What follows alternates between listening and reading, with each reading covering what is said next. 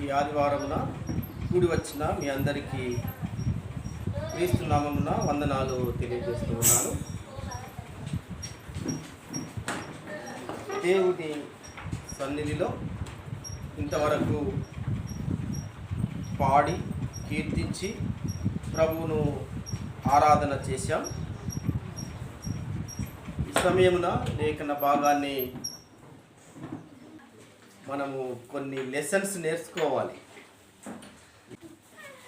ఏది ఏమైనా మరి కొంత మీ మనస్సును, మీ హృదయాలను దేవుని వైపు, వాక్యం వైపు కేంద్రీకరించి ఉంచాలని నేను ఇష్టపడుతున్నాను. లేఖన భాగాన్ని చదువుకొని మనం ముందుకు సాగిపోదాం. ఆరాధనలో ఇద్దరి ఆరాధనను మనం చూసాం. పరిసయ్యుని ఆరాధన, సుంకరి రొమ్ము కొట్టుకున్నాడు. పరిసయ్యుడు సెల్ఫ్ డబ్బా కొట్టుకున్నాడు, కానీ సుంకరేమో రొమ్ము బాదుకున్నాడు. అయ్యా నన్ను క్షమించు అని ఆరాధన చేశాడు. కనుక మన ఆరాధనలు, మన ప్రార్థనలు ఇతరులతో పోల్చుకొని చేసుకోకూడదు.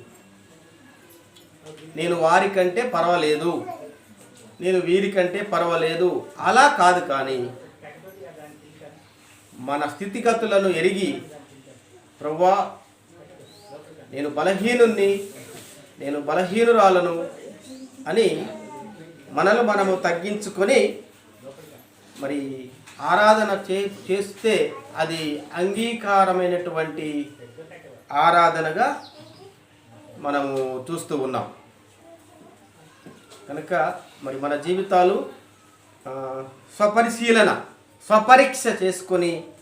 స్వపరిశీలన చేసుకొని మనము ఆరాధనలు చేయాలి. యోహాను సువార్త 15వ అధ్యాయము మొదటి 5 వచనాలను మనం చదువుకుందాం. చదువుతారా ఎవరైనా? నేను నిజమైన ద్రాక్షావల్లిని, నా తండ్రి వ్యవసాయకుడు. నాలో ఫలింపని ప్రతి తీగను ఆయన తీసి పారవేయును. ఫలించు ప్రతి తీగ మరి ఎక్కువగా ఫలింపవలెనని దానిలోని పనికిరాని తీగలను తీసివేయును. నేను మీతో చెప్పిన మాటను బట్టి మీరిప్పుడు పవిత్రులై ఉన్నారు. నా యందు నిలిచియుండుడి, మీ యందు నేనును నిలిచియుందును. తీగే ద్రాక్షావల్లిలో నిలిచి ఉంటేనే గాని తనంతట తానే ఎలాగూ ఫలింపరో, అలాగే నా యందు నిలిచి ఉంటేనే కానీ మీరును ఫలింపరు. ద్రాక్షావల్లిని నేను, తీగలు మీరు. ఎవడు నా యందు నిలిచి ఉందునో, నేను ఎవని యందు నిలిచి ఉందునో వాడు బాగుగా ఫలించును. నాకు వేరుగా ఉండి మీరేమీ చేయలేరు. Thank you. ప్రార్థన చేసుకుందాం. మా రక్షక, మా ప్రభువా, మీకు వందనాలు. చదవబడిన లేఖన భాగము మా హృదయాలకు, తలంపులకు, మా జీవితాలకు ఆశీర్వాదకరంగా ఉండునట్లుగా దీవించి, గ్రహించి మేము ఫలించుటకు కృప చూపించుమని నీ సేవకుడనైన నన్ను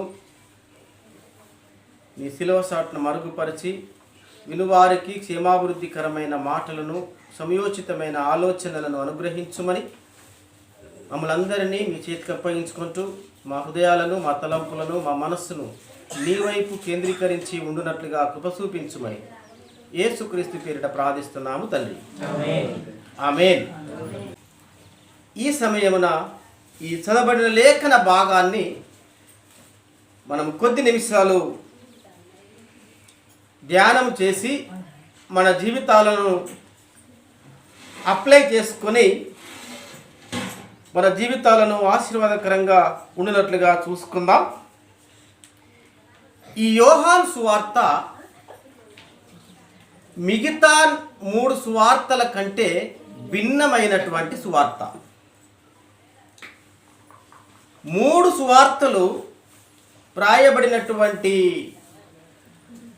విషయాలు ఒకే రకంగా ఉంటాయి. మత్తయి సువార్త, మార్కు సువార్త, లూకా సువార్త, ఈ 3 సువార్తలు చదివితే ఒకేలాగా కనబడతాయి. కానీ యోహాను సువార్త కనుక మీరు చదివితే కొంత వేరుగా కనబడుతుంది. అది ఒక ప్రత్యేకమైనటువంటి సువార్తగా కనబడుతుంది. అందుకొరకనే ఈ మూడు సువార్తలను ఒకే సువార్తగా అంటారు. ఈ యోహాను సువార్త కొంత ప్రత్యేకమైనదిగా భావిస్తారు. ఈ యోహాను సువార్తల్లో ఉన్నటువంటి అద్భుతాలు ఈ మూడు సువార్తల్లో మనం చూడం. ఉదాహరణకు నీటిని ద్రాక్షారసముగా చేసిన అద్భుతము మూడు సువార్తల్లో మనం చూడం. తర్వాత లాజరును బ్రతికించినటువంటి అద్భుతం మూడు సువార్తల్లో మనం చూడం. ఇలా ఈ సువార్త ఒక ప్రత్యేకమైనటువంటిదిగా మనం చూస్తాం. ఇంకా ఎలా ప్రత్యేకమైంది అనంటే ఈ యోహాను సువార్తలో యేసు ప్రభు చెప్పినటువంటి 7 నేనే అనేటువంటి మాటలు మనం చూస్తాం. నేనే అంటే నేనే అనేటువంటి మాటలు ఈ సువార్తలోనే తప్ప వేరే సువార్తల్లో మనం చూడం. అంటే మీకు అర్థం కావడానికి నేను జీవాహారమును అన్నాడు. మూడు సువార్తల్లో అలాంటి మాటలు మనకు కనబడవు. నేను లోకమునకు వెలుగును అన్నాడు. అంతేకాకుండా నేను ద్వారమును, గొర్రెలకు మంచి ద్వారమును అన్నాడు. అంతేకాదు నేను గొర్రెలకు మంచి కాపరిని అన్నాడు. అంతేకాదు నేనే పునరుత్థానమును జీవమును అన్నాడు. అంతేకాదు నేనే మార్గమును, నేనే సత్యమును, నేనే జీవమును అన్నాడు. ఇక ఆయన ఇలా నేనే అనేటువంటి మాటల్లో చివరిగా నేనే నిజమైన ద్రాక్షావల్లిని అనేటువంటి ఉపమానము ఈ 15వ అధ్యాయంలో మనం చదువుతున్నాం. యేసు ప్రభు ఆయన బోధలు, ఆయన యొక్క ఉపమానాలు ఎవరికి అర్థం కానట్టుగా ఉండవు. అందరికీ అర్థమయ్యేటువంటి విధానములో, అందరికీ గ్రహింపగలిగినటువంటి విధానములోనే ఆయన బోధన విధానం, ఆయన ఉపమానాల విధానాన్ని మనము చూస్తాం. ఉదాహరణకు ఏంటంటే మరి ఈ ద్రాక్షావల్లిని గురించి మాట్లాడతాడు. అంటే ఆ పాలస్తీనా ప్రాంతంలో, యెరూషలేము ప్రాంతంలో మరి ద్రాక్ష తోటలు, మరి ఒలీవ తోటల్లో పనిచేసేటువంటి వారు అనేకులు ఉన్నారు. అంటే ఆయన బోధలు ఒక సామాన్యునికి కూడా అర్థమయ్యే విధానములో ఆయన బోధించుకుంటూ వచ్చాడు. అంతేకాకుండా విత్తువాని ఉపమానం గురించి చూడండి. అది అందరికీ అర్థమయ్యేటువంటి మరి విధానంగా మనం చూస్తాం. ఆవగింజ ఉపమానం, తర్వాత మరి ఇలా అనేకమైనటువంటి ఉపమానాలు మరి అందరికీ అర్థమయ్యే విధంగానే బోధించాడు. కానీ ఎవరికి అర్థం కాకుండా బోధించలేదు. మనం చెప్పేటువంటి బోధలు, చేసేటువంటి బోధలు, వినేటువంటి బోధలు మన అనుదిన జీవితంలో ఎంతో సంబంధ బాంధవ్యాన్ని కలిగి ఉన్నాయి. మరొక ఉదాహరణ మీకు గుర్తు చేయాలంటే, బండ మీద కట్టబడిన ఇల్లు, ఇసుకలో కట్టబడిన ఇల్లు. సాధారణంగా ఇల్లు అందరూ కట్టుకునేటువంటి వారే. అంటే ప్రతి ఒక్క సామాన్యుడికి అర్థమయ్యే విధానములో యేసు ప్రభు యొక్క బోధనలు ఉన్నాయి. అలాగే ఈరోజు మనము చదువుకున్నటువంటి లేఖన భాగం ఏంటంటే యోహాను సువార్త 15వ అధ్యాయము మొదటి 5 వచనాలను మనం చదివాం. ఇక్కడ వ్యవసాయమును గురించి వ్యవసాయకుడు, నేను నిజమైన ద్రాక్షవల్లిని, నా తండ్రి వ్యవసాయకుడు. వ్యవసాయం గురించి ఎవరికైనా తెలియదా? వ్యవసాయం అంటే ఎలా చేస్తారు, కలుపు అంటే ఎలా తీస్తారు, విత్తనం ఎలా వేస్తారు, ద్రాక్ష తీగలు మరి ఎలా అభివృద్ధి పొందుతాయి చూడండి. మరి క్రైస్తవ జీవితానికి ఆయన చెప్పే బోధలు మన హృదయానికి తాకాలి అని అంటే, మన హృదయానికి తగలాలి అని అంటే ఆయన ఒక సాధారణమైనటువంటి మరి భాషలో సాధారణమైనటువంటి విషయాలను ఎత్తి చూపుతూ చెప్పాడు. ఇక్కడ నేను నిజమైన ద్రాక్షావల్లిని, నా తండ్రి వ్యవసాయకుడు అని ద్రాక్షావల్లి ఉపమానం చెప్పాడు. ద్రాక్షావల్లి ఉపమానం చెప్పాడు. ఈ ద్రాక్షావల్లి ఉపమానంలో మన క్రైస్తవ జీవితాలను ఎలా పోల్చుకొని, క్రైస్తవ జీవితాలను ఎలా మరి వాటితో పోల్చుకొని మన జీవితాలను కట్టుకోవాలో, ఫలభరితం కావాలో ద్రాక్షావల్లి ఉపమానాన్ని చెప్పుకుంటూ వస్తూ ఉన్నాడు. ఇక్కడ 15వ అధ్యాయములో యేసు ప్రభు చెప్పినటువంటి ఈ ద్రాక్షావల్లి ఉపమానముతో క్రైస్తవ జీవితాన్ని మనం సరిపోల్చుకోవాలి. క్రైస్తవ జీవితాన్ని సరిపోల్చుకోవాలి. క్రైస్తవ జీవితము ఇక్కడ 5వ వచనం చదువుతారు ఒకసారి. ద్రాక్షావల్లిని నేను, చూడండి, ద్రాక్షావల్లిని నేను, తీగలు. ప్రభువుకు మనకు ఎలాంటి సంబంధం ఉంది? ప్రభువుకు మనకు ఎలాంటి సంబంధం ఉంది? ఒక ద్రాక్షావల్లికి తీగలకు ఎలాంటి సంబంధ బాంధవ్యాలు కలిగి ఉంటాయో అలాంటి బాంధవ్యాన్ని, తర్వాత అలాంటి రిలేషన్షిప్ను ఇక్కడ ప్రభువు గుర్తు చేస్తూ ఉన్నాడు. ద్రాక్షావల్లిని నేను, మీరేమిటి? తీగలు మీరు. తీగ ద్రాక్షావల్లిలో నిలిచి ఉంటేనే కానీ తనంతట తాను ఎలాగో ఫలింపదో, అలాగే మీరు నాయందు నిలిచి ఉంటేనే కానీ మీరును ఫలింపరు. మీరును ఫలింపరు. ఈ యోహాను సువార్త ఇది ఒక ప్రత్యేకమైంది. అది ఎలా ప్రత్యేకమైంది అని అంటే, ఇందాక నేను చెప్పినట్టుగా ద్రాక్షావల్లిని నేను, తీగలు మీరు. తీగ ద్రాక్షావల్లిలో నిలిచి ఉంటేనే అది బహుగా ఫలిస్తుంది. తనంతట తాను ఎలాగ ఫలించదో మీరును అలాగే ఫలింపరు. అంటే క్రీస్తులో నిలిచి ఉండుట అనేటువంటి ఆ పదజాలం ఉన్నది చూసారా? క్రీస్తులో నిలిచి ఉండుట అనేటువంటి ఆ మాట ఉన్నది చూసారా? ఆ పదం ఉన్నది చూసారా? ఈ యొక్క యోహాను సువార్తలో దాదాపు 40 పర్యాయాలు ఉంటాయి.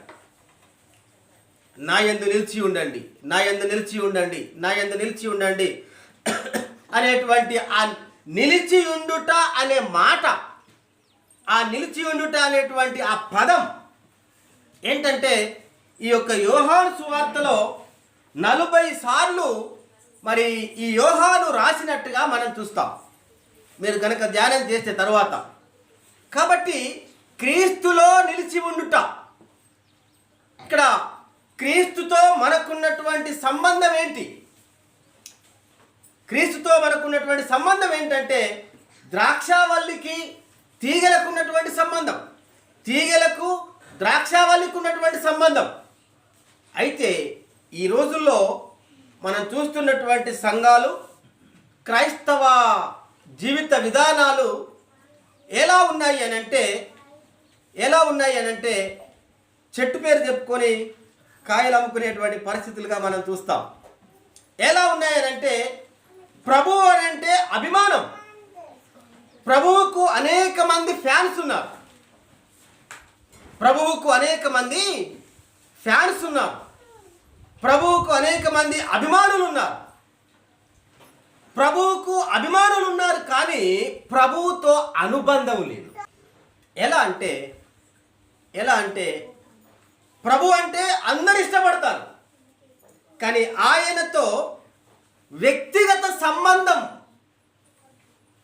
ఉన్నటువంటి వారు చాలా తక్కువ. అభిమానులు అంటే మీకు అందరికీ తెలుసు.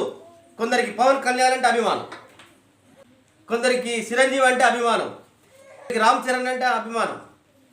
కానీ వారితో అనుబంధం ఉందా? ఏమి లేదు. నువ్వు అని నిలబడితే నువ్వు ఎవడో తెలియదు వాడికి. ఇక రాజకీయ విషయానికి వస్తే కొందరికి మరి రాజశేఖర్ రెడ్డి అంటే అభిమానం, కొందరికి రేవంత్ రెడ్డి అంటే అభిమానం. కానీ ఆయనతో సంబంధం ఉందా? నో. అలాగే యేసుక్రీస్తు అంటే అందరికీ అభిమానమే. క్రిస్మస్ రాగానే అన్యుడు సైతం ఒక కేక్ పట్టుకొని తీస్తాడు, అభిమానం. కానీ క్రీస్తుతో అనుబంధం ఉందా? లేదు. మందిరం కట్టుకుంటానంటే సహాయం చేస్తూనే ఉంటాడు, అభిమానం. కానీ అనుబంధం ఉందా ప్రభుత్వం? లేదు. మనకు రేవంత్ రెడ్డి మన అందరికీ తెలుసు. తెలుసా మీ అందరికీ? మనందరికీ తెలుసు. కానీ రేవంత్ రెడ్డికి నువ్వు తెలియదు. రేవంత్ రెడ్డికి నువ్వు ఎవడవో తెలియదు. ఇప్పుడు ఏ మూలకాన్ని వెళ్ళి మన తెలంగాణ సీఎం ఎవరు అని అంటే చిన్న పిల్లోడు కూడా మరి ఎల్కేజీ యూకేజీ కూడా మరి జనరల్ లాంటి ప్రకారంగా రేవంత్ రెడ్డి అని చెప్తాడు. కానీ మరి నా ఆధార్ కార్డు పట్టుకపోయి లేకపోతే నాకు నిలబెట్టి ఈయన ఎవరు అని అంటే నేనెవరో అతనికి తెలియదు. ఇక్కడ చూడండి, ప్రభువుతో అనుబంధం ఉండాలి. ప్రభు అంటే అభిమానం కాదు. ప్రభు అంటే అభిమానం కాదు మనకు ఉండాల్సింది. అంటే ఫ్యాన్స్ అంటారు ఇంగ్లీష్లో. అభిమానులు ఎంతోమంది ఉంటారు కనుక మనం ప్రభువుకు అభిమానులుగా ఉండకూడదు, కానీ అనుబంధంగా ఉండాలి. అందుకొరకనే ఎలాంటి అనుబంధం, ఎలాంటి బాంధవ్యం, ఎలాంటి మరి సంబంధం అని అంటే ఇక్కడ చూడండి 5వ వచనంలో ఈ సమయమున 3 సంబంధాలను మీకు చూపెడతాను. ప్రభువుతో మనకున్నటువంటి సంబంధ బాంధవ్యాలు 3 రకాలుగా ఉండాలి. నెంబర్ 1, మొట్టమొదటిగా 5వ వచనం చదవండి. ఇందాక చదివాం, ద్రాక్షావల్లిని నేను, తీగలు మీరు. మొట్టమొదటి క్రీస్తుతో ఉన్న సంబంధం ఏంటి? ద్రాక్షావల్లి తీగల సంబంధం. ఎలాంటి సంబంధం? ద్రాక్షావల్లి తీగల సంబంధం, లేక తీగలు ద్రాక్షావల్లి సంబంధం. క్రీస్తుతో మనకున్నటువంటి బాంధవ్యం ఏంటంటే అంటుకట్టబడినటువంటి బాంధవ్యం. ద్రాక్షావల్లికి తీగలు ఎవరో తెలుసు, తీగలకు ద్రాక్షావల్లి ఎవరో తెలుసు. ఒకరి విడిచి ఒకరు ఉండరు. అంతేకాకుండా మరి క్రీస్తుతో మనకున్నటువంటి బాంధవ్యము ఏంటంటే ఒక ద్రాక్షావల్లికి తీగలకు ఉన్నటువంటి మరి బాంధవ్యాన్ని మనము చూస్తూ ఉన్నాం. 4వ వచనం చదవండి. 4వ వచనం, నాయందు నిలిచియుండుడి, నాయందు నిలిచియుండుడి, మీ యందు నేనును నిలిచియుందును. తీగే ద్రాక్షావల్లిలో నిలిచి ఉంటేనే గాని తనంతట తాను ఎలాగూ ఫలించదో అలాగే నా యందు నిలిచి ఉంటేనే గాని మీరును ఫలింపరు. క్రీస్తుతో మనకున్న సంబంధం ఏంటిదనంటే ద్రాక్షావల్లికి తీగలకున్న సంబంధం. తీగలు ద్రాక్షావల్లిలో నిలిచి ఉంటేనే తప్ప అది ఎలాగూ ఫలింపదో మీరు క్రీస్తులో నిలిచి ఉంటేనే గాని మీరు ఫలించరు. మరి ఇక్కడ ఒక ట్విస్ట్, ఇక్కడ అర్థం కాని విషయం ఏంటంటే క్రీస్తులో నిలిచి ఉండడం అంటే ఏంటి? క్రీస్తులో నిలిచి ఉండడం అంటే ఏంటి? తనతో సహవాసాన్ని కలిగి ఉండుట. ఇక్కడ ఒక తీగే ద్రాక్షావల్లిలో అంటుకట్టబడి ఉంటేనే అది బహుగా ఫలిస్తుంది. అలాగే ఆయన కుమారులముగా, ఆయన తీగలముగా మనము క్రీస్తులో అంటుకట్టబడి, క్రీస్తులో అతకబడి, క్రీస్తులో ఉండి, క్రీస్తులో నిలిచి ఉంటేనే తప్ప మనము ఫలించాం. అయితే క్రీస్తులో నిలిచి ఉండటం అంటే ఏంటంటే 3 విషయాలు మీకు గుర్తు చేస్తాం. క్రీస్తులో నిలిచి ఉండడం ఏంటో తెలుసా? తెల్ల బట్టలు వేసుకున్నంత మాత్రాన క్రైస్తవులం కాదు, క్రీస్తులో నిలిచి ఉన్నట్టు కాదు. లేకపోతే 24 గంటలు బైబిల్ ముంగడ పెట్టుకున్నంత మాత్రాన వాడు క్రైస్తవుడు నిలిచి ఉన్నట్టు కాదు. ఇంకా రకరకాల మరి ఎన్నో మరి బహిర్గతమైనటువంటి వేషధారణలు మనం చూస్తున్నాం. క్రీస్తులాగానే నిలువుటంగి చేసుకోవడం, క్రీస్తులాగానే గడ్డం పెంచుకోవడం, క్రీస్తులాగానే అలా ఇలా వాళ్ళు ఎన్నో బయట వ్యవహారాలు మనం చూస్తున్నాం. కానీ క్రీస్తులో నిలిచి ఉండడం అంటే అనేక విషయాలు ఉన్నాయి. కానీ మనం స్పష్టంగా క్లుప్తంగా క్రీస్తులో నిలిచి ఉండడం అంటే ఏంటో మీకు 3 విషయాలు చెప్తాను. నెంబర్ 1, మొదటి యోహాను పత్రిక 4వ అధ్యాయము 15వ వచనం. మొదటి యోహాను పత్రిక 4వ అధ్యాయం 15వ వచనం. ఇలా మనం క్రీస్తులో నిలిచి ఉండడం అంటే ఏంటో పరీక్ష చేసుకోవాలి. క్రీస్తులో నిలిచి ఉండడం అంటే మొదటి యోహాను పత్రిక 4వ అధ్యాయం 15వ వచనం. యేసు దేవుని కుమారుడని ఎవడు ఒప్పుకొనునో వానిలో దేవుడు నిలిచి ఉన్నాడు. చూడండి, ఎవడైతే యేసు దేవుని కుమారుడని ఒప్పుకుంటాడో అతను ఎవరు నిలిచి ఉంటారు? దేవుడు నిలిచి ఉండదు. తర్వాత వాడు దేవుని అందున్నాడు. దేవుని అందు ఉండడం అంటే ఏంటి? క్రీస్తులో నిలిచి ఉండడం అంటే ఏంటి అని అంటే యేసు దేవుని కుమారుడు అని ఒప్పుకోవాలి. కేక్ ఇచ్చినోడు అభిమాని యేసు దేవుని కుమారుడు ఏకైక దేవుడు అని ఒప్పుకుంటాడమ్మా? ఒప్పుకుంటాడా? ఎందుకలా మౌనంగా చూస్తారు? క్రిస్మస్ వస్తుంది. క్రిస్మస్ వచ్చే రోజు ఒకరు స్వీట్ ఇస్తారు, ఒకరు హాట్ ఇస్తారు, ఒకరు డ్రింక్స్ ఇస్తారు, ఇంకెవరో అన్యులు ఏదో ఇస్తారు. కానీ వారు క్రీస్తులో ఉన్నట్ట? మరి క్రీస్తులో ఉండడం అంటే ఏంటి? యేసు దేవుని కుమారుడు. యేసు దేవుని కుమారుడు అని ఎవరు ఒప్పుకుంటారో వారిలో క్రీస్తు ఉంటాడు, వాడు క్రీస్తులో ఉంటాడు. అంటే యేసు ప్రభువే ఏకైక దేవుడు అని ఒప్పుకునే వారు క్రీస్తులో ఉన్నట్లు. యేసు క్రీస్తు మాత్రమే ఏకైక దేవుడు అని ఎవరైతే ఒప్పుకుంటారో వారు మాత్రమే క్రీస్తులో ఉన్నట్లు. మరి క్రైస్తవులముగా ఈ మాట కట్టుబడి ఉన్నామా? ఈ మాట కట్టుబడి ఉండడం అంటే మనము లోక ఆచారాలతో పాటు క్రైస్తవులుగా క్రైస్తవ ఆచారాలు కూడా పాటిస్తూనే ఉంటాం. క్రీస్తులో ఉన్నట్ల. ఇంకొక ఏంటంటే ఈ లోకంలో ఎలాంటి అభిమానం అని అంటే అందరి దేవుళ్ళతో పాటు ఈయన కూడా ఒక దేవుడే అని వారి యొక్క నమ్మకం. కానీ మన విశ్వాసం ఏంటి? మన బైబిల్ బోధ ఏంటి? యేసు క్రీస్తు తప్ప ఇక వేరొక దేవుడు లేనే లేడు. అంటే క్రీస్తులో ఉండడం అంటే క్రీస్తు మాత్రమే ఏకైక దేవుడని ప్రగాఢంగా బలంగా నమ్మడం. లోకముతో లొటలొట కాదు, గుంపులో గోవింద కాదు. ఆ నమ్మకం వెనుక ఉన్నట్లయితే యేసు క్రీస్తే ఏకైక దేవుడు అనేటువంటి నమ్మకం ఉన్నట్లయితే ఇక ముహూర్తాలు చూస్తారా? ఇక వాస్తులు చూస్తారా? ఇక మంచి రోజులు చూస్తారా? ఇంకా ఎన్నెన్నో ఉంటాయి కదా, ఇవన్నీ చూస్తారా? ఇవన్నీ చూడరు. కనుక ఇవన్నీ చూస్తూ మేము క్రైస్తవము అంటే నువ్వు క్రీస్తులో లేవన్నట్టు. ఇక ఈ రోజుల్లో ఇంకేమొచ్చింది తెలుసా? చనిపోయినటువంటి ఇళ్లల్లో 11 వదులు చేస్తున్నారు. ఇంకేం చేస్తున్నారు? నెల మాసికం చేస్తున్నారు, 3 నెలల మాసికం చేస్తున్నారు, 6 నెలల మాసికం చేస్తున్నారు, 7 నెలల 9 నెలల మాసికం, ఆఖరకు సంవత్సరికం. ఏంటి? నువ్వు యేసు ప్రభు మాత్రమే ఏకైక దేవుడని నమ్ముతున్నావా? నమ్మితే లోక ఆచారాలు, లోక పద్ధతులు, వారి యొక్క దేవతల ఆచారాలు మనకు అనవసరం. కనుక ఇక్కడ క్రీస్తులో నిలిచి ఉండడం అంటే ఎవరైతే యేసు దేవుని కుమారుడని నమ్ముతారో వారిలో దేవుడు ఉంటాడు. అంతేకాదు అతడు క్రీస్తులో ఉన్నట్లు అని మొదటి యోహాను పత్రిక 4వ అధ్యాయము 15వ వచనంలో స్పష్టంగా చూస్తుంది. యేసు ప్రభుని హృదయంలో ఉన్నాడు అని అంటే ఆయన తప్ప ఇంకొకరు ఎవరు లేరు, ఉండకూడదు. ఆయనే ఏకైక దేవుడు.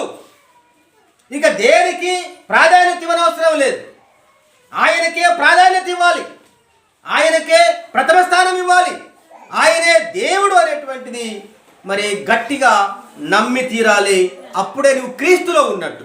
రెండవ నిలిచి ఉండడం అంటే ఏంటంటే అదే యోహాను పత్రిక 3వ అధ్యాయం 24వ వచనం. ఆయన ఆజ్ఞలను గైకొనువాడు ఆయన యందు నిలిచి ఉండడం అని అంటే యేసే దేవుని కుమారుడు అని నమ్మడం. ఎవరైతే నమ్ముతారో వారిలో క్రీస్తు ఉంటాడు, క్రీస్తు వారిలో ఉంటాడు. ఇక్కడ రెండవది కూడా మనం చూస్తున్నటువంటి విషయం ఏంటంటే ఆయన ఆజ్ఞలు గైకొనువాడు ఆయన యందు నిలిచి ఉండును. ఆయన ఆజ్ఞలు గైకొనువాడు ఆయన యందు నిలిచి ఉండును. తర్వాత ఆయన వాని యందు నిలిచి ఉండును. ఇక్కడ గమనించండి, చాలా మరి లోతైనటువంటి భావాలు ఇందులో ఉన్నాయి. క్రైస్తవ జీవితం అని అంటే ఆశామాషి కాదు. క్రైస్తవ జీవితం అని అంటే ఏదో మరి ఆచారమైనటువంటిది కాదు. ఇక్కడ మనం చూస్తున్నాము ఆయన ఆజ్ఞలు గైకొనువాడు ఆయన యందు నిలిచి ఉన్నాడు. మీరందరూ క్రీస్తులో ఉన్నారా? సాధారణంగా మనం అనుకుంటాం అందరం క్రీస్తులో ఉన్నాం. ఆయన ఆజ్ఞలు పాటిస్తున్నావా? ఆయన ఆజ్ఞలు పాటించకుండా నేను క్రీస్తులో ఉన్నాడు అనడము అబద్ధం.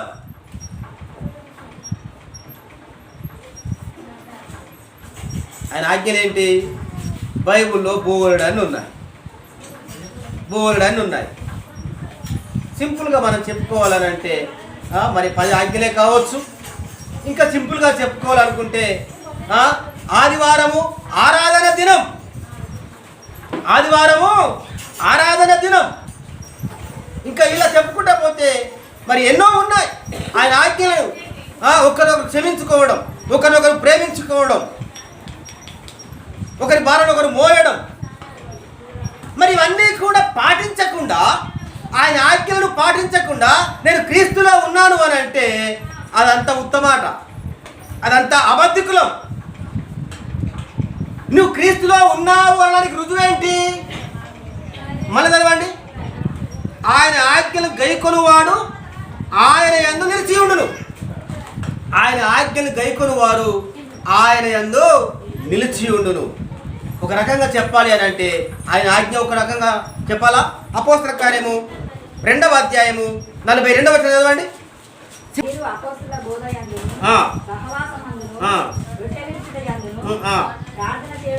ప్రార్థన చేయడం ఎందును మీరంటే ఎవరు? 41వ వచనం. కాబట్టి అతని వాక్యమును అంగీకరించిన వారు బాప్తిస్మము తీసుకొని మరి దేనిలో కంటిన్యూగా ఉన్నారు? అపోస్తలుల బోధ యందును, సహవాసమందును, రొట్టె విరుచుట యందును, ప్రార్థించుట యందును ఎడతెగక ఉన్నారు. కనుక క్రీస్తులో ఉండటం అంటే ఆయన ఆజ్ఞలలో పాటించడం. ఆయన ఆజ్ఞలను మరి గైకొను వారు ఆయన యందు నిలిచి ఉండును, ఆయన వారి యందు ఉండును. అంటే మనం క్రీస్తులో ఉన్నాము అనడానికి రుజువు ఏంటంటే ఆయన ఆజ్ఞలను పాటించటం, ఆయన ఆజ్ఞలను గైకొనటం. ఇంకెలాగా పగబెట్టుకొని మందిరానికి వస్తే ఏముంది? ఎక్కడ ఉన్నట్టు? క్రీస్తుకు వేరుగా ఉన్నట్లే. నా ఆజ్ఞలు గైకొను వాడు నా యందు ఉన్నాడు. ఒక రకంగా చెప్పాలంటే ఆయన ఆజ్ఞ ఏంటంటే విశ్వసించిన వారు బాప్తిసం తీసుకున్నారు. బాప్తిసం తీసుకున్న వారు అపోస్తలుల బోధలో, సహవాసంలో, రొట్టె విరుచుటలో, ప్రార్థించుటలో ఎడతెగక ఉన్నారు. అపోస్తలుల బోధ. ఇంతమంది ప్రతిరోజు క్రమం తప్పకుండా బైబిల్ చదువుతారు. కొందరు అంటారు మాకు చదువు రాదు. ఇక రాదన్న పని రాదు పని. మీకు పిల్లలు చదువు వస్తుంది కదా, పిల్లలను కూర్చోబెట్టుకుని వాక్యం చదివే అనుభవాలు మీకున్నాయా? అపోస్తలుల బోధ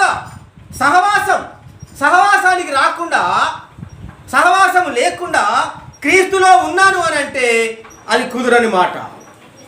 తీగ ద్రాక్షావళిలో నిలిచి ఉంటేనే కానీ తనంతట తాను ఎలాగూ ఫలింపదో అలాగే మీరు నా యందు నిలిచి ఉంటేనే కానీ మీరును ఫలింపరు.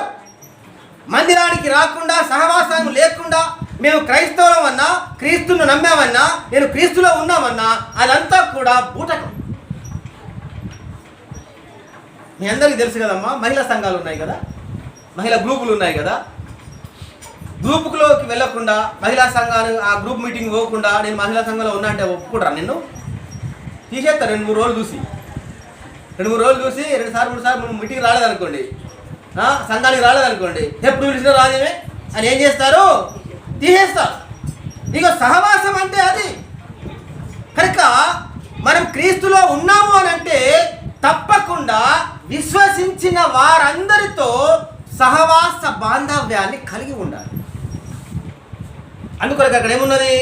నా ఆజ్ఞలు గైకొనువాడు ఆయన యందు నిలిచి ఉండును, ఆయన వాని యందు నిలిచి ఉండును. కనుక మనము చిలుక పలుకుల్లాగా వాక్యాన్ని వల్లించడం కాదు. ఒక మాట మీకు గుర్తు చేస్తాను. తల్లి పక్షి ఉన్నది, అర్థమవుతుంది కదా? తల్లి పక్షి ఉన్నది, ఆ గూట్లో పిల్లలు ఉన్నాయి. ఆ తల్లి పక్షి పిల్లలతో చెప్పిందంట, ఏమని? బిడ్డలారా, నేను ఆహారానికి వెళ్తున్నాను, జాగ్రత్త.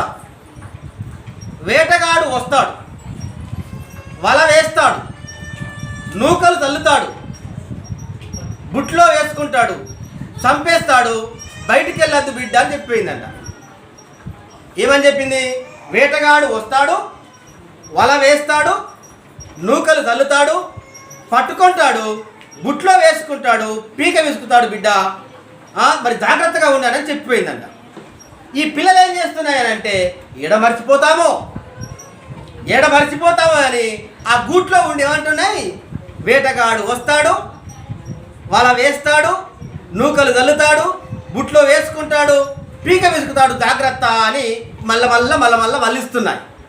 అంతలోనే వేటగాడు రానే వచ్చాడు. ఆ వేటగాడిని చూస్తూ కూడా వేటగాడు వస్తాడు, వల వేస్తాడు, తర్వాత బుట్లో వేసుకుంటాడు, పీక విసుకుతాడని అదే పదాలను వల్లిస్తున్నాయి. అంతలో రానే వచ్చాడు, వల వేరే వేశాడు, నూకలు తల్లాడు. ఈ పిల్లలు ఏం చేశాయి? వెళ్ళి ఆ వలలోకి కూర్చున్నాయి, ఆ నూకలు తింటున్నాయి. ఆ నూకలు తింటూ కూడా వేటగాడు వస్తాడు, వల వేస్తాడు, బుట్లో వేసుకుంటాడు, పీక విసుకుతాడు అని ఆ నూకలు ఆ వలలో కూర్చొని కూడా ఏ పదాలు పాడుతున్నాయి. అంతలోనే వచ్చాడు, బుట్లో వేసుకున్నాడు. ఆ బుట్లో నుండి కూడా ఏం పాట పాడుతున్నాయంటే వేటగాడు వస్తాడు, వల వేస్తాడు, నూకలు తల్లుతాడు, పీక విసుకుతాడు అని అదే పదాలు వల్లిస్తున్నాయి. పీక విసుకంగా కూడా వేటగాడు వస్తాడు, వల వేస్తాడు, నూకలు తల్లుతాడు, బుట్లో వేసుకుంటాడు, పీక విసుకుతాడు అని చచ్చిపోయాడు. అది విన్నట్టేనా? అది గైకొన్నట్టేనా? అట్లనుకోండు. కనుక మన జీవితాలు క్రీస్తులో ఉన్నాయి అని అంటే బైబిల్ అంతా తెలవడం ముఖ్యం కాదు, వాటిని మన జీవితంలో అన్వయించుకోవాలి. కొన్నిసార్లు ఈ పిల్ల పక్షులాగానే మన జీవితాలు ఉన్నాయేమో. ప్రేమించమని ఒకరు అంటారు, క్షమించమని ఒకరు అంటారు, పలుకుతా మంచిగానే. కానీ కుటుంబాల్లో, బంధువులో ఇలాంటి మరి అభ్యాసం లేకపోతే, ఇలాంటి ప్రక్రియ లేకపోతే మనం క్రీస్తులో ఉన్నట్టు కాదు. కాబట్టి ఫలించట్లేదు. కాబట్టి తీగ ద్రాక్షావళిలో నిలిచి ఉంటేనే కానీ తనంతట తాను ఎలాగ ఫలించదో మీరును అలాగే ఫలింపరు. కనుక ద్రాక్షావళిని నేను, తీగలు మీరు.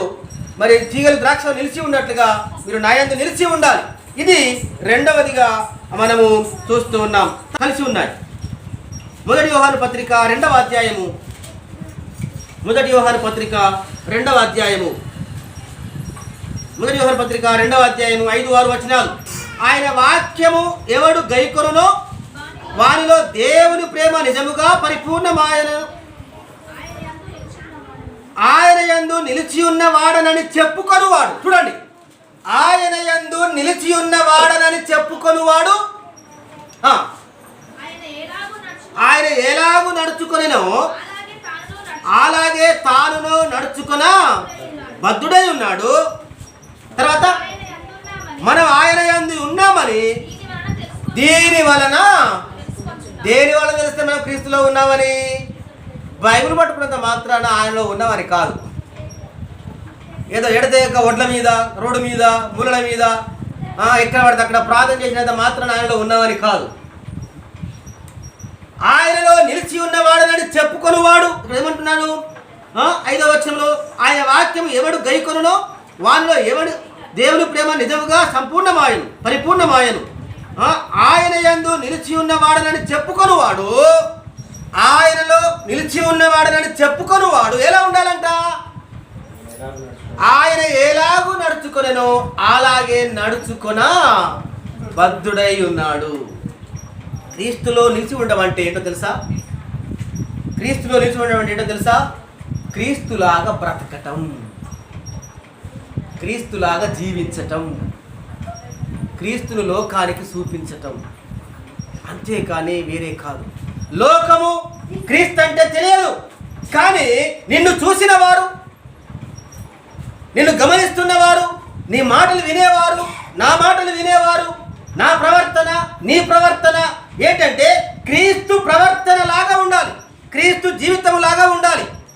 క్రీస్తు ఎలా బ్రతికాడో, ఆయన ఎలా మాట్లాడాడో, ఆయన ఎలా ప్రవర్తించాడో, ఆయన ఎలా జీవించాడో, ఆయన ఎలా ప్రార్థన చేశాడో, ఆయన ఎలా వాక్యం ధ్యానించాడో, ఎలా ప్రజలతో సంబంధ బాంధవ్యాలు కలిగి ఉన్నాడో, క్రీస్తులాగా బ్రతకడము క్రీస్తులో నిలిచి ఉన్నట్లు. మనం అక్కడ ఇక్కడ ఎన్నోసార్లు సాక్ష్యాలు వింటుంటామమ్మా. క్రైస్తవులేమో మనకి ఇవ్వండి ఎందుకు? అట్లే చెప్పిండా మీ దేవుడు, ఇట్లే చెప్పిండా మీ దేవుడు అనేటువంటి చెడ్డ సాక్ష్యాలు, చెడ్డ వార్తలు మనం అక్కడ ఇక్కడ వింటూ ఉంటాం. క్రీస్తులో నిలిచి ఉండడం అంటే క్రీస్తు ఎలా జీవించాడో అలాగా బ్రతికి చూపెట్టాలి. మీ అందరిలో క్రీస్తు ఉన్నాడా? మీ అందరిలో క్రీస్తు ఉన్నాడా? ఉన్నాడు కదా. ఉన్నప్పుడు క్రీస్తు మాటలు ఎలా ఉంటాయి? క్రీస్తు మాటలు ఎలా ఉంటాయి? అరే గాడిది అంటాడు ప్రభు. ఇంకా ఇంకో రకం చెప్పాలంటే తన్నురా తను అంటాడు ప్రభు. క్రీస్తు దయగల మాటలు, క్రీస్తు కృపగల మాటలు, క్రీస్తు కనికరంగల మాటలు. క్రీస్తులో నీ ఉంటే, నీలో క్రీస్తు ఉంటే నీ యొక్క జీవిత విధానము క్రీస్తు లాగా బ్రతకాలి. మరి క్రీస్తు నీలో ఉంటే నీ మాటలు ఎలా ఉంటున్నాయి, నీ ప్రవర్తన ఎలా ఉంటున్నాయి, నీ జీవిత విధానం ఎలా ఉంటున్నది అనేటువంటి మనల్ని మనం పరీక్ష చేసుకోవాలి. అందుకొరకనే క్రీస్తుతో మనకున్న సంబంధం ఏంటి? ద్రాక్షావల్లికి తీగలకు ఉన్నటువంటి సంబంధం. ద్రాక్షావల్లికి తీగలకున్న సంబంధం ఏంటి? తీగలు ద్రాక్షావల్లిలో నిలిచి ఉంటాయి. క్రీస్తులో నిలిచి ఉండడం అంటే ఏంటి? క్రీస్తే దేవుడని నమ్మడం, ఆయన ఆజ్ఞలను గైకోవడం, అంతేకాదు ఆయన ఎలా జీవించాడో అలాగా జీవించాలి, అలాగూ జీవించాలి. చెప్పుకుంటే గొప్పతనం కాదు, కానీ ఒకరోజు పాస్టమ్మ నేను పెద్దపల్లి బస్ స్టాండ్లో కూర్చున్నాం. అలాగే ఒక అమ్మాయి వచ్చింది, అంకుల్ మీరు పాస్టరా అన్నది. నాకు సడన్గా భయం వేసింది. నీకెట్లా తెలుసమ్మా అంటే, లేదు అంకుల్ మీరిద్దరు మాట్లాడుకుంటుంటే, అప్పుడే కొత్తగా పెళ్ళయింది, మాట్లాడుకుంటుంటే మీ మాట విధానాన్ని చూసి మీరు పాస్టర్ని గుర్తుపట్టాను అంకుల్ అన్నది. కనుక మనము ఎక్కడ నివసించినా, ఏ వాడలో ఉన్నా, ఏ పొలంలో ఉన్నా, ఏ ఊరిలో ఉన్నా, ఏ కుటుంబంలో ఉన్నా, ఎక్కడ ఉన్నా కూడా క్రీస్తును చూపించేదిగా, క్రీస్తును బ్రతికేదిగా, క్రీస్తును మరి అనుకరించేదిగా మన జీవితాలు ఉంటే మనం క్రీస్తులో ఉన్నట్టు. క్రీస్తులో ఉన్నామని చెప్తూ క్రీస్తులాగా బ్రతకకపోతే మనం క్రీస్తులో ఉన్నట్టు కానే కాదు. తర్వాత ఇది మొదటి సంబంధం. క్రీస్తువును మన సంబంధం ఏంటి? ద్రాక్షావల్లికి తీగలకున్న సంబంధం. తీగే ద్రాక్షావల్లిలో నిలిచి ఉంటుంది, అలాగే నిలిచి ఉంటేనే మనం క్రీస్తు సంబంధం ఉన్నట్టు, ఆయన సహవాసానికి వస్తేనే ఆయన నిలిచి ఉన్నట్టు. అలాగే మన క్రీస్తుతో ఉన్నటువంటి సంబంధాన్ని క్రీస్తులో నిలిచి ఉన్నట్టుగా మనం వ్యవహరిద్దాం. తర్వాత రెండవ సంబంధం ఏంటో చెప్పాలా మీకు? యోహాను సువార్త 15వ అధ్యాయం 8వ వచనం. ఆ, చూడండి దేవుణ్ణి మహిమపరచడం అంటే చప్పట్లు కొట్టి హల్లెలూయా ఆమేన్ అంటే కాదు. మీరు బహుగా ఫలిస్తే దేవునికి మహిమ కలుగుతుంది. బహుగా ఫలించాలంటే ఏం చేయాలి? ప్రభువులో నిలిచి ఉండాలి. ప్రభువులో నిలిచి ఉండమంటే ఏంటో మీకు గుర్తు చేశాను. అంటే ప్రభుత్వం మనకున్న బంధం తీగలకు ద్రాక్ష వరకున్న బంధం. అప్పుడు మనం బహుగా ఫలిస్తాం. అప్పుడు ఇంకొక బంధం పెరుగుంది. ఏందో చదవండి అమ్మా, చదవండి. మీరు బహుగా ఫలించడం వలన నా తండ్రి మహిమపరచబడును, ఇందువలన మీరు నా శిష్యులు అగుదురు. ఇప్పుడు సంబంధం పెరిగింది. మొదటి సంబంధం ఏంటి? ద్రాక్షవల్లికి తీగలకున్న సంబంధం. రెండవ సంబంధం ఏంటంటే గురు శిష్యుల సంబంధం. మన గురువు ఎవరు? మన ప్రభువే మన గురువు. గురు శిష్యుల సంబంధం అని అంటే గురువు ఎలా ఉన్నాడో శిష్యుడు కూడా అలాగనే ఉండాలి. మనకు సమయం లేదు కానీ మరి ప్రభు మన నుంచి కోరుకునేది ఏంటంటే మీ యొక్క యజమాని ఎలా ఉంటాడో దాసుడు కూడా అలాగనే ఉంటాడు, గురువు ఎలా ఉంటాడో శిష్యుడు కూడా అలాగనే ఉంటాడు అనేటువంటి మాటలు. శిష్యుడు మరి గురు శిష్యుల సంబంధం. ప్రభువుకు మనకున్న సంబంధం ఏంటి? ఆయన గురువు, మనం ఎవరము? శిష్యులం. ఆయన టీచరు, మనం విద్యార్థులం. మరి ప్రభు దగ్గర నేర్చుకునే అనుబంధం కలిగి ఉండాలి. నేను ఇందాక గుర్తు చేశాను కదా, ప్రతి ఒక్కరు న్యూస్ పేపర్ చదువుతారా? పేపర్ వేయించుకుంటారు. అంతేకాదు వార్తలు చూస్తారు. కానీ మరి గురు శిష్యుల సంబంధం అయితే శిష్యుడు ఏం చేయాలి? గురువు దగ్గర నేర్చుకుంటాడు. మరి మీరు ప్రభు దగ్గర నేర్చుకుంటున్నారా?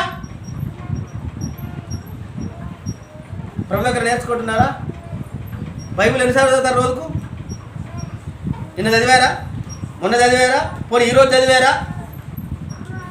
చూడండి, గురు శిష్యుల సంబంధం అయితే శిశువు గురువు దగ్గర నేర్చుకోవాలి. నువ్వు బైబిల్ ఎంతగా ప్రేమిస్తున్నావు? బైబిల్ అంటే ఎంతమందికి ఇష్టం? అందరికి ఇష్టమే కదా. బైబిల్ ఎంతమంది చదువుతారు? మరి నీ బైబిల్ ఎంతగా ప్రేమిస్తున్నావో నువ్వు చెప్పడం కాదు, నీవు బైబిల్ని ఎంతగా నేర్చుకుంటున్నావో నువ్వు చెప్పడం మాట ద్వారా కాదు. ఒకటి ఏంటంటే నీవు బైబిల్ను ఎంతగా చదువుతావో, బైబిల్ను ఎంతగా నేర్చుకుంటావో, నీ బైబిల్ ఎంతగా పాతబడితే అంతగా దాన్ని చదువుతున్నావు. ఇప్పుడు చూడండి మీ బైబిల్ ఎలా ఉన్నాయి? ఎంత ఫ్రెష్గా అంటే ఇప్పుడే బుక్ స్టాల్ కొనుకొచ్చినంత ఫ్రెష్గా. నో, బైబిల్ని ఫ్రెష్గా పెట్టుకోకండి. మీ దుస్తుల్ని ఇస్త్రీ చేసి బీరువాలో పెట్టండి. బైబిల్ని రోజు నలిగిపోయేంతగా చదవండి. గురు శిష్యుల సంబంధం అంటే శిష్యుడు గురువు దగ్గర ఏం చేయాలి? నేర్చుకోవాలి. క్రైస్తవులుగా దేవుని వాక్యాన్ని చదవండి. చివరిగా మనకున్న సంబంధం ఏంటంటే 15వ అధ్యాయం 13వ వచనం చదవండి. తన స్నేహితుల కొరకు ప్రాణము పెట్టువాని కంటే ఎక్కువైన ప్రేమ గలవాడు ఎవడును లేడు. నేను మీకు ఆజ్ఞాపించు వాటిని చేసిన యెడల మీరు నా స్నేహితులై ఉందురు. చదవండి. దాసుడు తన యజమానుడు చేయు దానిని ఎరుగడు గనుక ఇక మిమ్మును దాసులని పిలువక స్నేహితులని. ఏ దేవుడైనా స్నేహితుడు అని అన్నాడమ్మా, కానీ నీకు దేవుడికున్న సంబంధం ఏంటి తెలుసా? స్నేహ సంబంధం. స్నేహితుడితో ఏం చెప్పుకుంటాం? అవ్వయ్యతో చెప్పుకొని స్నేహితుతో చెప్పుకుంటాం. కష్ట సుఖాలన్నీ బయట చెప్పుకుంటాం. మళ్ళీ అప్పుడు అమ్మాయి ఏమంటారు? బయట స్నేహితులు చెప్పుకుంటారు వీడు, కానీ నాకు చెప్పలేదు. ఇవన్నీ భార్య భర్తలు కూడా చూడండి. భర్త కుటుంబ విషయాల్లో తన కష్టాలు కావచ్చు, బాధలు కావచ్చు, సమస్యలు కావచ్చు, భార్యతో చెప్పుకోలేనటువంటి సమస్యలు స్నేహితులతో చెప్పుకుంటారు. ఈవెన్ భార్య కూడా భర్తతో చెప్పుకోలేనటువంటి విషయాలు తమ స్నేహితులతో చెప్పుకుంటారు. అంటే ప్రభుతో మనకున్న సంబంధం ఏంటంటే స్నేహ సంబంధం. ఎన్ని సంబంధాలు చూసాం మనము? ఒకటేంటి? తీగలకు ద్రాక్షవల్లికి ఉన్న సంబంధం. మీ సంబంధం క్రీస్తుతో ద్రాక్షవల్లికి తీగలకు ఉన్నటువంటి సంబంధం ఏంటిది? క్రీస్తులో నిలిచి ఉండాలి. నిలిచి ఉండడం అంటే ఏంటో, క్రీస్తులాగా జీవించడం అనేది మేము నేర్చుకున్నాం. రెండవ సంబంధం గురు శిష్యులా. అయితే నువ్వు శిష్యుడు అయితే, నువ్వు శిష్యురాలు అయితే ప్రభు దగ్గర వాక్యములో నేర్చుకోవాలి, నిరంతరము నేర్చుకోవాలి, వాక్యాన్ని ధ్యానించాలి, చదవాలి, వినాలి, వాక్యాన్ని వినడానికి మందిరానికి రావాలి, సహవాసానికి రావాలి. తర్వాత స్నేహ సంబంధం. ప్రభుతో మనకున్న సంబంధం ఏంటి? దేవుడు ఎక్కడో ఉంటాడు, మనం ఎక్కడో ఉండడం కాదు. ఆయన ఏంటంటే ఈజ్ అ క్లోజ్. స్నేహ సంబంధం అంటే ఒక భుజం మీద చేసుకొని ఎంత నడుస్తారో మా స్నేహితులు. ఎవరైనా ఒక సీఎం వచ్చి నీ భుజం మీద చేయాలనుకోండి, ఎంత ఆనందం అంటే కొండెక్కినంత ఆనందం ఉంటుంది. కానీ ఆయనకు అపాయింట్మెంట్ నీకు దొరకదు. కానీ ప్రభు అట్లా కాదు. ఇక మీద మిమ్మల్ని దాసులను పిలవట్లేదు, నా స్నేహితులను పిలుస్తున్నాను. స్నేహితుడు మరి అన్ని చెప్పుకుంటాడు. అలాగే నా విషయాలన్నీ మీకు చెప్పాను, ఆ విషయాలే ఈ విషయాలు, ఆ విషయాలే ఈ విషయాలు.